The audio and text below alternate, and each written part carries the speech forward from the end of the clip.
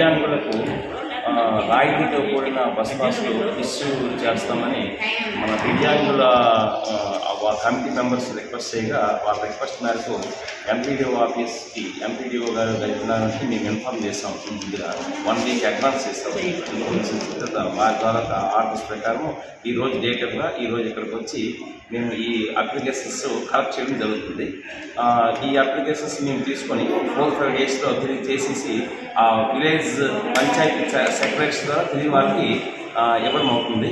ఈ పాసుల తర్వాత ముఖ్య ఉద్దేశం ఏంటంటే ఈ దివ్యాంగుల పాసుల తర్వాత కండిషన్స్ ఎలా ఉంటాయంటే వాళ్ళేమో సదరం సర్టిఫికేట్ ఒకటి తేవాల్సి ఉంటుంది, తర్వాత ఆధార్ కార్డు ఒకటి, తర్వాత వైట్ రేషన్ కార్డు ఒకటి, ఒక ఫోటో ఒకటి, 100 రూపాయలు ఈ సర్వీస్ ఛార్జెస్ సంబంధించినటువంటి ఈ పాస్ విషయం ఒకటి తేవాల్సి ఉంటుంది. వీళ్ళు తిరిగి పాస్ తీసుకున్న తర్వాత బస్సుల్లో పల్లి వెలుగు బస్సులు, ఎక్స్ప్రెస్ బస్సుల్లో, డిస్ట్రిక్ట్ బస్సుల్లో 50% కన్సెషన్తో ప్రయాణం చేయొచ్చు. వాళ్ళు సిటీ లిమిట్స్లో అయితే సిటీ బస్సులు అయితే పూర్తిగా ఉచితంగా ప్రయాణం చేయొచ్చు.